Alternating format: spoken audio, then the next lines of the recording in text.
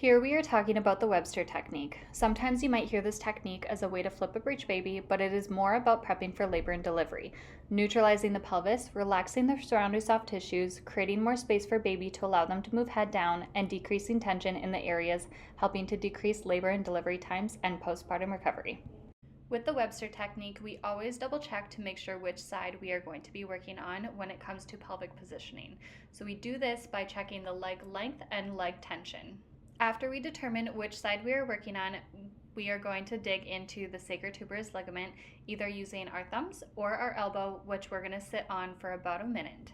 This is going to help loosen off that ligament structure that is connected from your sits bone to your tailbone. Next, we are going to go into more of the mobilization piece. Here, we are going to use the drop piece in order to adjust the pelvis and make sure that the pelvis is moving a little bit more fluidly with the motion. There are a few different ways that we can adjust the pelvis, and so while we're using the drop piece here, we might also put you inside and do a side posture technique if we need a little bit more length in the muscle as well as a little bit more motion. Next, we are going to prop you up on a wedge because we don't want to be laying on our back, especially when we are in our third trimester. And so here you can see the doctor working on the hip flexor, and so we're pinning and stretching this muscle. So this muscle helps to loosen off the pelvis in order for prep for labor and delivery, as well as can release that low back and or pelvic pain that you are having during your third trimester.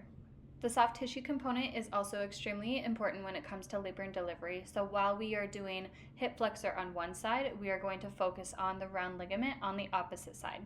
This helps to take out any sort of twisting in the uterus, as well as create a little bit more space for baby in order for them to want to go into position with labor and delivery. This broad ligament spans across your uterus, and so it creates a little bit more tension along the one side if your pelvis is shifted in any way. Next, we are going to assess the pubic bone. And so here you can see the doctor assessing the pelvis and then adjusting the high side using the drop piece. This motion is extremely gentle and can be a really big relief for any sort of pubic bone pain. Next, we are going to go into more of that soft tissue component again by stripping the inside of the thighs, the adductor muscles that attach directly to the pubic bone. And with this, we are going to release on both sides by massaging down both adductors. After we do that soft tissue component, we can also put you on your side if you're having any sort of round ligament discomfort. Having your round ligament stretched in this position is extremely beneficial just to help get a little bit more length, as well as we can massage your belly just a little bit easier. Here you can see the doctor using BioFreeze. The reason why we're using BioFreeze versus a regular lotion is because it does not oil, and if we are going to do any taping afterwards, it helps to keep this tape from lifting off. So having your patient breathe in and out as you do that massage technique can be really beneficial for releasing that round ligament.